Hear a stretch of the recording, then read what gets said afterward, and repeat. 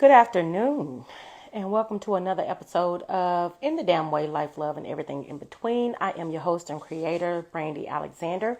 I want to welcome you to another amazing opportunity to have conversations that we don't want to have, but that are necessary for our healing journey, for my healing journey, I know. So I hope that all of the people that are listening are also on a healing journey so that we can heal together, right? So we don't want a world full of hurt and trauma. We have enough of that. So we want to change the trajectory for our next generation and offer them a healthier way of living in hopes that they can release the generational curses that have been placed over us, and help us to live more fulfilling lives and more lives filled with more of everything, more spiritually, more financially, more educationally, just more of everything. So thank you again for for coming today, being with me. We're going to kick off this week with another topic that is related to back to school race to adulthood. It is a race that no one wants to have, but once they get there, but while they're in that race, they definitely want to, they want to get there fast. They want to get there quick. They don't want to focus on anything but being an adult as if it adds a greatness to your life. But if you're not prepared for what that next part of your life looks like, you can go into it in a falsehood, and therefore you deal with a lot of disappointment. So my goal, my purpose is to help us before we get to that point, and those who are in adulthood, to help us to change the trajectory. Sorry, I messed that word up last week, of our generations following us, so that again they may live healthier lifestyles. And so today we want to focus on social anxiety. Before the pandemic, I knew nothing about social anxiety. I knew there was an introvert, there was an extrovert, but as far as social anxiety, I had no idea what it was. And so again, y'all, I had to go to Google and figure out exactly what it was, because I don't want to give you guys my opinion without giving you some facts if there are some facts to be given. And Google states that social anxiety is a chronic mental health condition in which social interactions cause irrational anxiety. Symptoms may include excess fear of situations in which one may be judged, worry about embarrassment or humiliation, or concern about offending someone.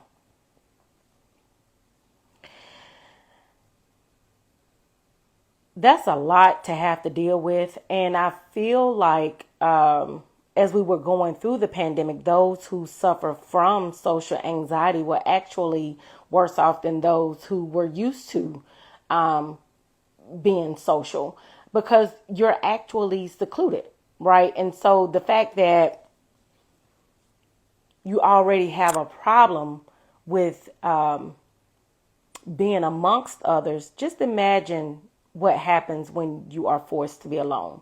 I know for me, the pandemic, even though I worked for home for many years, the pandemic it changed me. It changed my way of thinking. It changed my way of living, because I was forced to do something that I had chosen to do. So now you're telling me I can't do. It made me feel trapped. It made me feel caged. It made me feel like I had no choices in life. Although I found some healthier alternatives within it, in the beginning, it was very hard to understand what the pandemic was about and understand how to maneuver through. No one had given us a guide. Only thing they told us was that you can't go outside. And as a small child, if somebody tells you can't do something, it's something that you want to do even more. You want to know what it is that they're telling you can't do. But one thing that I found out was that my child was suffering from this disease. My child was suffering from social anxiety. And because social anxiety and depression kind of mirror each other, according to Google, according to psychology, they mirror each other, right? So you don't know which one they're actually, or I didn't know which one he was actually dealing with, right? I'm thinking he's depressed when he really has a problem with social fears, right? So when he was failing those classes and I'm, telling him you need to talk to the teacher, you need to, you need to engage, you need to do this, you need to do that. I did not understand how hard it was for him to do that. For me, it's easy. For me to speak up and say something is easier than it was for him. Now, let me go back to this pandemic. Because of the pandemic and because I was kind of put into a shell, now it's harder. Now I can kind of understand, not saying that I am, I do have, or I do suffer from social anxiety. What I'm saying is that I can understand some of the pressures that he faces. And so now that I can understand it, now that I can say, oh, now I get it. Now I can help him. So today I want to help you because you may not understand it. You may not get it. When you hear children or see children sit in their room all day long playing the game, and some of them just do. But some of them do it as a way that they don't have to socialize with the world, because when they're playing those video games, they can be anything that they want to be. Some people on social media have social anxieties, but on social media, you can be anything you want to be, which is why they make fake pages, which is why they make fake names and fake this and fake that. You can be what you want to be because you're afraid of what people may say or how they may treat you if they find out who you are and what you know. And so as he was going through high school, this was truly an issue because I wanted him to reach out to his teacher to get better understanding. I'm asking him, like, do you raise your hand in class? And his answer to me was no. I didn't get that. Why don't you raise your hand? If you need help, well, I don't want to be embarrassed. And I know if you were here last week, you kind of understand where I'm coming from with that one. When we were talking about, we send our children to school in hopes that they actually go into a healthier environment and the classroom is, teaching them what they need to teach them and they're learning what they need to learn. But at the end of the day, some of them are not grasping that information because they're too afraid to actually speak up when they don't understand. So what happens is they start to fail. And we as parents who don't understand what it is to, for a child that suffers from social anxiety, we don't meet that fear with love. We meet it with aggression because we want to know why. We want to know that, or want to understand, like, you're smart enough. I'm getting you the tutors. I'm doing this. I'm doing that. And yeah, they may get it when it's a one-on-one situation where they're not being judged by 20 other children. But when it comes to that classroom setting where there are other children and there are some who don't want to learn, there are some who already know the material, and you coming in and you have a social anxiety with being embarrassed, even when you're not being embarrassed, you're just asking for, help. But it's hard to just raise your hand or to say, I need help. I didn't understand that. But once I understood it, like I said, I tried to do my best to make a better situation out of it. It took me a while to understand it. So again, where I could have helped him earlier in the years, it took me until his senior year to actually understand that he was really suffering from social anxiety. Now, I'm not a medicine person, so I wasn't gonna get my baby some Xanax and Prozac. And for those people who have to take those medications, I am not speaking down on any of it. If you need it, definitely take it. I'm not a medicine person because I know from experience how those medications can change you. And so I definitely wanted to try to deal with it before we move to the next step. And so that's another thing. Like, when you hear the word depression, anxiety, it doesn't automatically mean we have to stick that child on medication. When you hear ADD or when you hear all of the, I don't know any other diseases or social diseases, mental disorders. I'm sorry, not diseases, mental disorders that can keep those children from learning in class. The first thing most doctors want to do is to put them on medication. I'm not a firm believer of that. I'm a firm believer that if we change some things and understand how you learn, it may produce a better outcome. Now, if it doesn't, and if the problem continues, then maybe we should go to the next step. But let's start at the bottom first, because once you put people on medication, it's hard to go back and then go forward again. It's harder. So let's take the easiest step. So let's talk about how this looks like in an academic setting. How does social anxiety look in an academic setting? Again, I did express to you that, he had problems asking questions in class for fear of being laughed at, or the teacher answering in an embarrassing way. We as educators, we as parents, we as anyone of authority have to understand that we can't always take our frustrations out on our children or peers or anybody that is beneath us, because one, those who are, and I'm not saying beneath as in they don't match our level. What I'm saying is anyone that is looking to you for guidance, right? So when I say beneath, that's what I mean. Anyone that is looking to you for guidance, you have to make sure that how you're perceiving or how they're receiving information from you is perceived in a positive aspect. We don't want them to feel like, oh my God, I can't ask her nothing because she's going to make a joke out of it, or she's going to embarrass me, or she's going to, whatever. We have to think about that. And as educators, we really have to think about that. I know that the classrooms have become more frustrating, and I know it's become more scarier to be an educator. And I understand all the nuances that you have to deal with when you have overcrowding of classrooms and all that good stuff. But you have to put yourself in that place and say, I was once a student in a classroom that probably mimic the classroom that I'm teaching. So if I were that peer who is having that problem, would I want to embarrass them, or would I want to help them? Because once you embarrass them, that's it. It only takes one teacher to embarrass a child before a child takes that and thinks that every other teacher is going to do the same thing. And so that causes them to recluse, right? They go into a shell. And now whatever they don't know, they're not trying to learn it. They're not trying to learn it because they can't receive it. They're blocking it all out. It's no longer, they're no longer a sponge. That sponge has dried up and there is no more water getting through there. There's no more knowledge getting through there. So now you're hitting a brick wall. And then you want to have parent-teacher conference with teachers with students, parents, and say, oh, the child is not, paying attention, or they're not engaging. Well, have you had a one-on-one with that child and tried to understand why?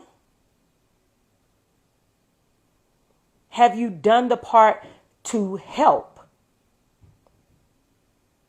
Because you have our students so many hours out of the day. Do you think about what they have to deal with in other classrooms with other authority figures, and how their teaching or their,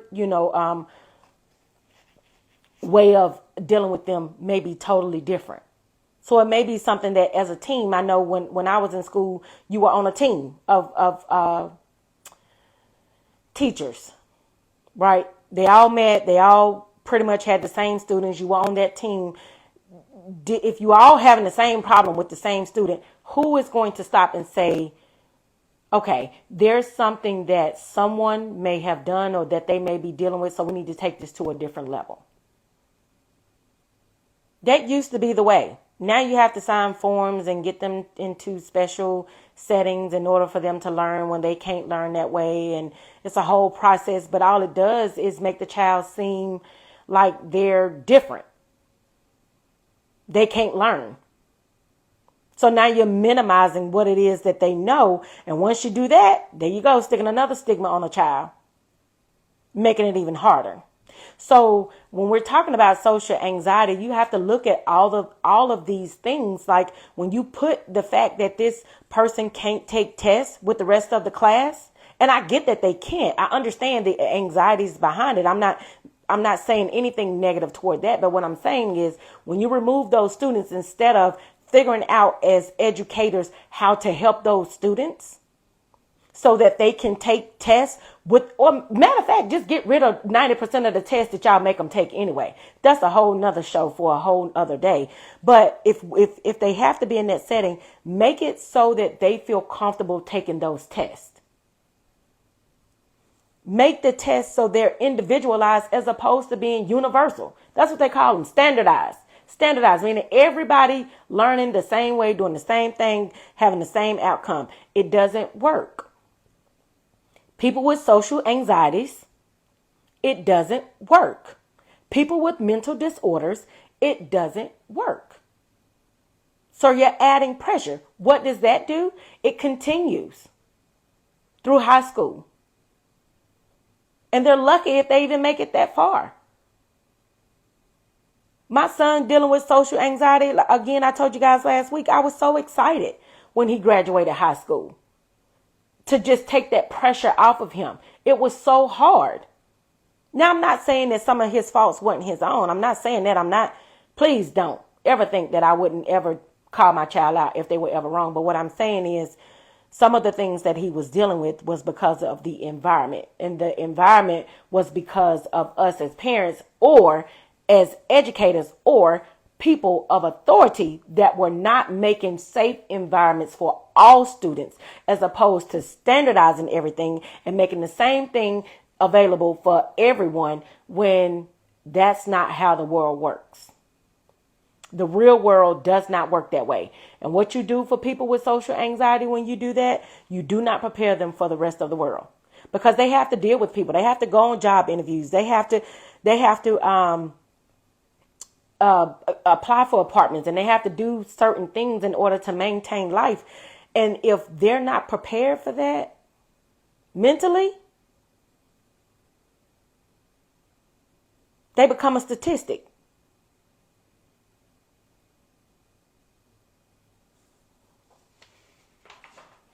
Number 2, they're unable to establish friendships. So again, going back to my son,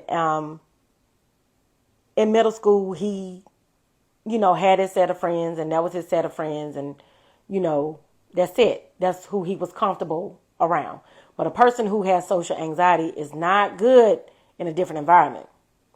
Again, something else I didn't know, something else I didn't understand. So when we moved and his school changed, he was in a magnet program, so he was able to continue that school when we moved. But when the feeder school after that changed his whole environment. People with social anxieties don't do well with that. He would walk the whole school and make no friends. Now, I understand in this day and age, there's a lot going on in high schools. I get it. But the one thing you don't want your child to be is a loner, because they continue that lifestyle. And it's not healthy to be alone, especially when you're dealing with something like social anxiety. It's unhealthy because you don't have anybody to lean on. If you're all by yourself, if you're bottling all of that up, how do you expect to expel that if you don't have anyone that's in your circle who you can count on? When he got comfortable at summer camp, when he was going to summer camp, he was able to talk to them and get it all out. And, and I was grateful for that. But that didn't help him once he got back to the real world. But that world was different. It was smaller. People were listening. He was being heard. He was allowed to let his guard down, and it was okay.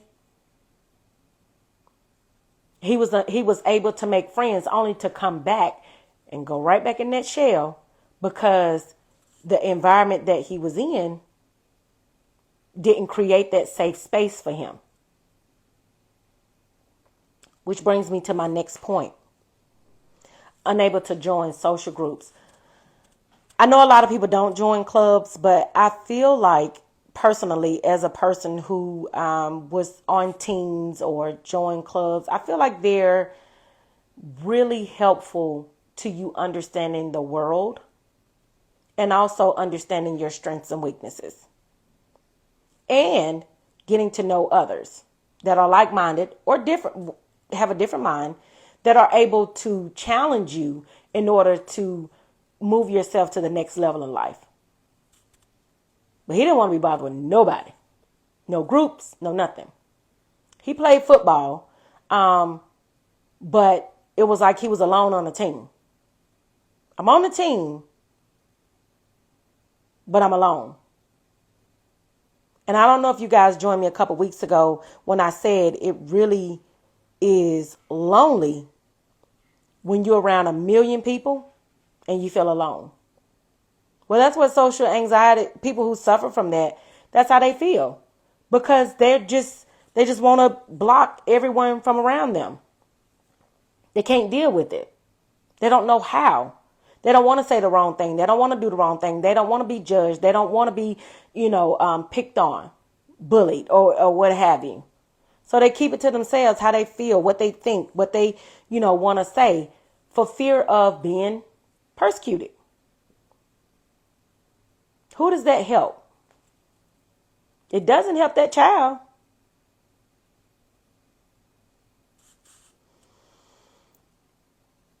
The last thing I feel like as it relates to school is that it keeps them from asking for help. They would rather suffer in silence than be judged.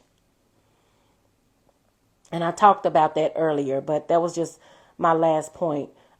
Even for me, because he had made it up in his mind that he was the only one in his world who could help him.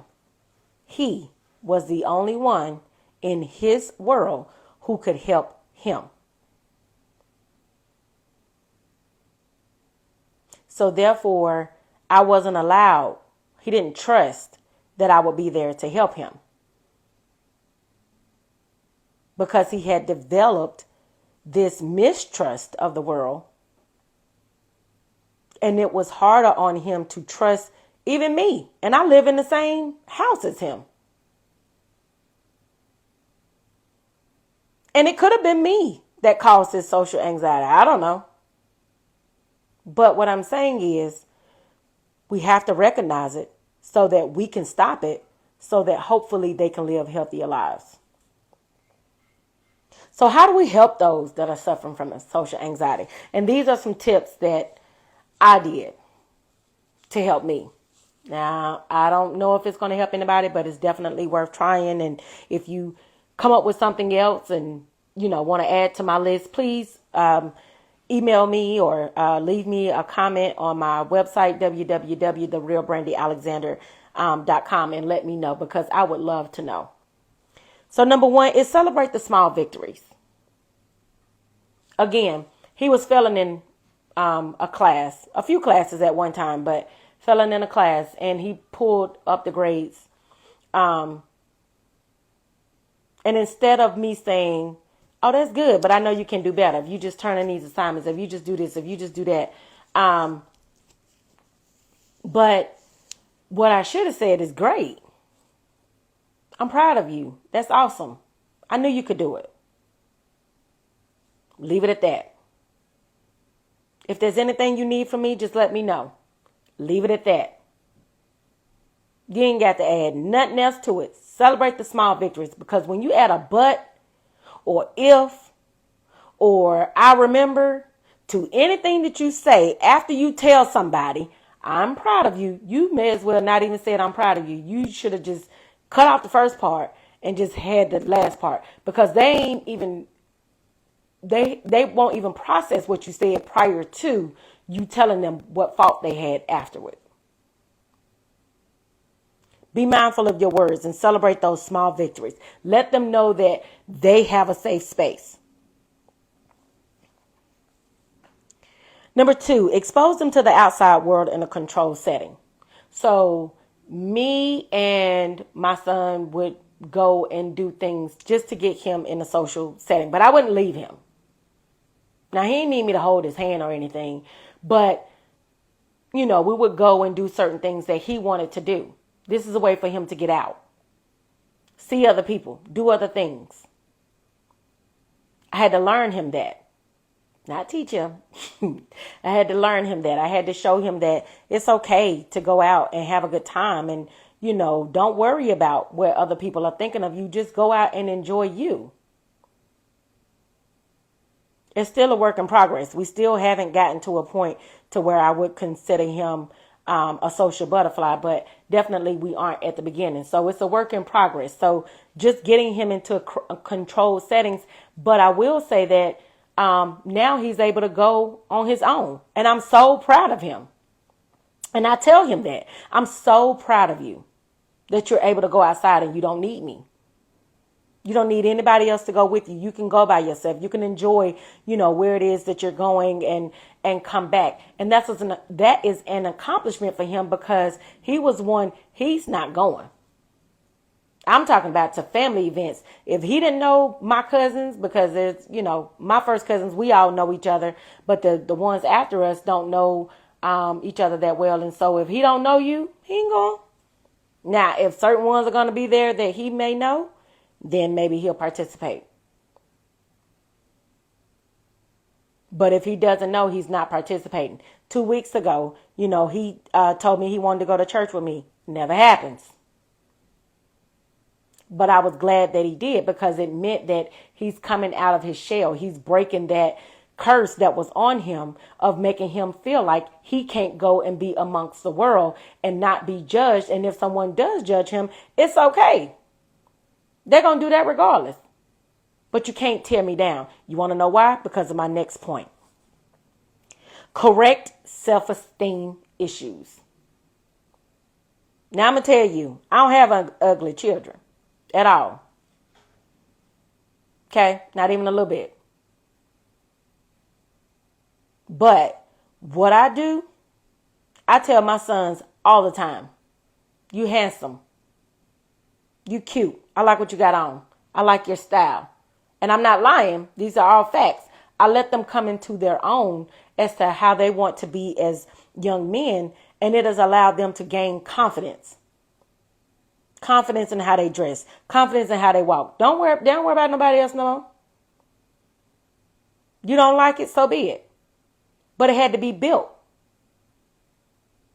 Because I was so used to just standardizing myself, Remember I talked about that last week, thinking one size fits all, and it didn't work. But once I started to pour more positive, once I was able to see him, let me say that. Once the work was gone, and once, I wasn't doing so much and I was able to see him, I was able to pour more positivity into him, which helped him socially. So now I don't have to tell him he looks cute. He already know he's cute. But I tell him he's cute anyway, which he is cute. Create a positive environment. That's the one thing that has to be established with anybody dealing with a mental issue. But definitely for someone who's dealing with social issues. The world is negative enough. Social media is negative enough. Anything that's dealing outside of these four walls is negative enough. So I'm not going to make these four walls negative. Everything in here has to be on a positive light. If it's not positive, it has to go. You can't live here. Because I never want them to feel like, what's the point of me going home? What is the point of me going home when the home is about as bad as me being out here in the world? Nikki has a comment that says that's very important. We have to build these babies up. Tell them how beautiful, handsome, talented, creative they are. So true. Because a lot of them deal with that social anxiety, right? Don't want to be around people. Don't want to be, feel like they don't fit in. Fit into what? Make your own circle and fit into that. Let others fit into you. But if we don't pour that positivity into them, if we don't create a positive environment, especially it starts at home, then they don't win.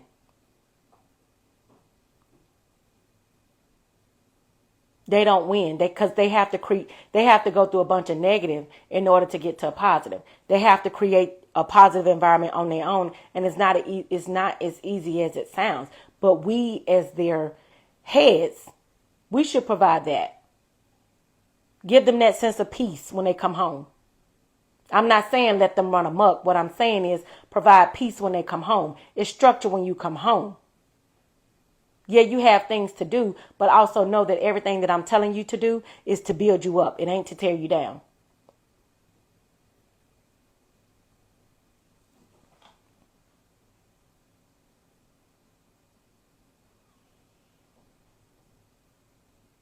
Yeah. So I didn't have a lot on social anxiety today. Again, like I said, I'm not a psychologist, and I was just looking over my notes to see if I had any other points to make. But again, I say for those that are dealing with mental disorders or anxieties or depressions, I get it. I deal with it too. I suffer from it too. And so anything that I'm telling you or anything that I'm giving you, it's not just me just saying it. It's personally because I get it.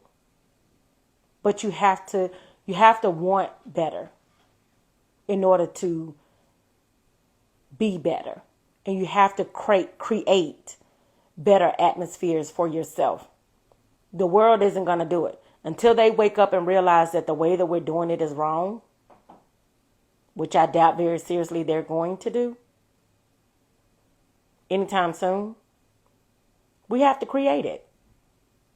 What they say, a village, we have to create that village. It used to be villages. There used to be strong families. I'm not saying they don't exist. I'm just saying they're less likely nowadays than they were before. When everybody stuck together and lifted people up, because the world is going to tear them down. Don't make them afraid to go outside. And don't let them stay afraid if they are afraid when they get out there. Let them know that they're just as smart. They're just as beautiful. They're just as creative. They're just as talented, as Nikki stated. They're just as, anybody else. They can do just as much.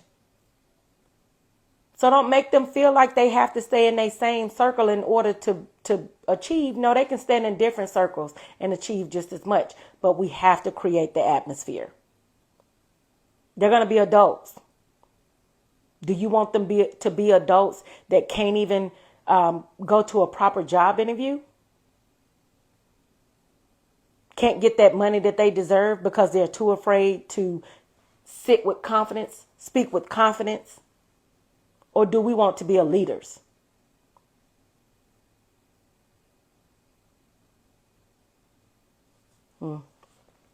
I hope you guys have enjoyed the show. This week is a short one. Again, I said I'm not a psychologist, so I'm not going to go into it as if, I have the end all be all for social anxiety, but I do know that it's a problem. I do know that as a parent, I'm still dealing with it. So I pray for any other family that has to deal with it, or any other child that suffers from it, or any other adult that suffers from it. I live in a neighborhood. I can't tell you one of my neighbors, and they can't tell you who I am. Now, if that's social anxiety, I don't know. But what I know is I don't deal with them. Do we want to have our children do the same thing? We want them to know their neighborhood. It used to be a time you could knock on your neighbor's door and ask for sugar. And it was okay. No one was embarrassed. But do it right now. You probably don't even know your next door neighbor. Not well enough to go over there and ask for no sugar. And if you did, why are you worried about what they're going to say after you leave? We got caught up in the world and we lost what we had for ourselves. And now it's on our children. Now they're afraid. We've put so much fear in them. Now they're afraid to deal with the world. Our ancestors would not be loving this. All I can say is thank you so much for joining me this Saturday.